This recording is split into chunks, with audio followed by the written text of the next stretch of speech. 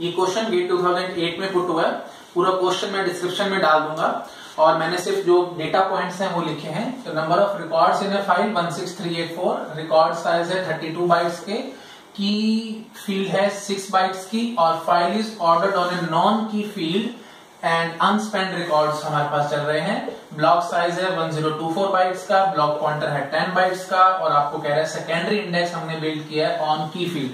तो secondary index on की field मतलब डेंस इंडेक्स होगा, ये हमें इस बात का ध्यान रखना है।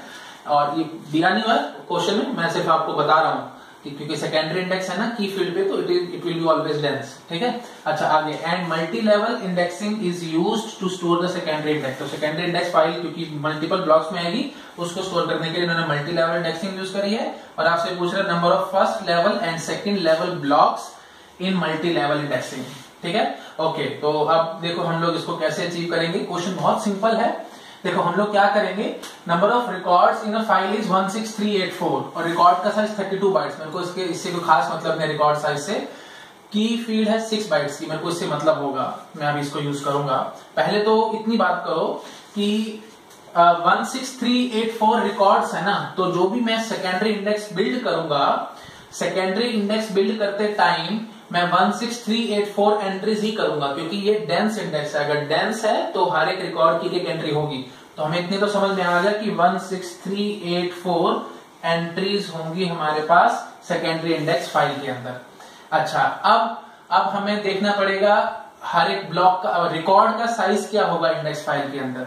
तो रिकॉर्ड साइज इंडेक्स फाइल के अंदर क्या होगा, रिकॉर्ड साइज विल बी, दो चीजें होती हैं, एक होती है सर्च की और एक होता है ब्लॉक पॉइंटर। सर्च की वैल्यू उन्होंने आपको बता रखी है 6 बाइट्स की और ब्लॉक पॉइंटर बता रखा है 10 बाइट्स का। मतलब कितना हो गया, 10 प्लस 6 दैट इज 16 बाइट्स का एक रिकॉर्ड होगा। अच्छा, अब ब्लॉक का साइज 1024 आपको गिवन है, ब्लॉक साइज इज 1024। तो आप ब्लॉकिंग फैक्टर बड़े आराम से निकाल सकते हैं। ब्लॉकिंग फैक्टर आई मतलब for index file will be, I think आप गेस कर पा रहे होगे, block size divided by record size that is 16 और इसका हम लोग ले लेंगे सीलिंग फंक्शन। यहाँ पे तो पूरा डिवाइड हो जाएगा तो सीलिंग का खास कोई मतलब नहीं है, बट स्टिल फॉर्मूला के हिसाब से मैंने सीलिंग फ्लोर फंक्शन है ना, फ्लोर फंक्शन हम लिखेंगे।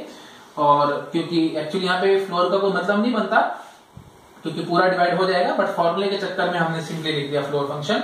तो 1024 डिवाइडेड बाय 16, तो इसका आंसर आएगा 256। ठीक है, क्योंकि 2 पावर 10 और ये 2 पावर 4, तो 2 पावर 6 आएगा ना, 256 नहीं आएगा, समझ रहे हो। ये होगा 2 पावर 10 और ये होगा 2 पावर 4, तो ये आएगा 2 पावर 6 दैट इज 64। ठीक है, ओके। तो blocking factor for index file is 64 और टोटल एंट्रीज कितनी है 16384। 16384 होता है 2 पावर 14, तो 2 पावर 14 टोटल रिकॉर्ड्स हैं और एक ब्लॉक के अंदर मैं 64 रिकॉर्ड स्टोर कर सकता हूं, मतलब 2 पावर 6 स्टोर कर सकता हूं। तो टोटल कितने ब्लॉक्स लगेंगे, ये भी बहुत सिंपल है। तो हम क्या बोलेंगे, 2 पावर 14 डिवाइडेड बाय 2 पावर 6 का ceiling function and it comes out to be 2 power 8 which is 8 6 14 ना, 8 प्लस 6 इज 14। हाँ, तो 2 पावर 8 दैट इज 256। ठीक है, तो 256 ब्लॉक्स लग जाएंगे। तो फर्स्ट लेवल में याद आ रहा होगा आपको, मैं हमेशा बनाता था, ये हमारी डेटा फाइल होती थी, तो ये जो पहले लेवल पे इंडेक्स फाइल होती थी जो कि हमारी सेकेंडरी इंडेक्स है, तो फर्स्ट लेवल पे 256 लगेंगे। तो ये तो आई थिंक पहला क्वेश्चन तो हमारा यही सॉल्व हो गया है। फर्स्ट लेवल पे 256 होंगे। अब नेक्स्ट लेवल पे, तो नेक्स्ट लेवल पे कितनी एंट्रीज होंगी आप ये समझ लो। देखो 256 ब्लॉक्स हैं यहाँ पे, तो हर एक ब्लॉक की एक एक एंट्री हमें यहाँ करनी पड़ेगी सेकंड लेवल पे, क्योंकि हम बताते थे आपको एंकरिंग करते हैं। तो मतलब पहले ब्लॉक का या जो पहला ब्लॉक होगा उसका पहला रिकॉर्ड होगा, उसकी एंट्री हम लोग करेंगे इंडेक्स फाइल के अंदर। ठीक है ना, सेकंड लेवल के अंदर। तो मतलब सिंपल बात है कि number of blocks will be equal to number of entries here. अच्छा, नंबर ऑफ ब्लॉक 256 है तो एंट्री कितनी होगी 256। ठीक, अच्छा ब्लॉकिंग फैक्टर हम पहले से निकाल के बैठे हैं 64, तो बस सीधी सी बात है। तो 256 divided by 64 and it comes out to be 4। इसका हम लोग सीलिंग फंक्शन ले लेंगे ना।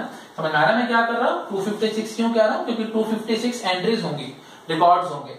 अब जो काम मैंने एक्चुअली आपको यहां करके दिखाया ना, एकदम कॉपी पेस्ट में यहां कर रहा हूं, क्योंकि यहाँ पे जैसे हमने देखा था, ये यू कैन से, चलो ऐसे नहीं करता मैं, सिंपल बात, बिल्कुल सिंपल बेसिक बोलता हूं।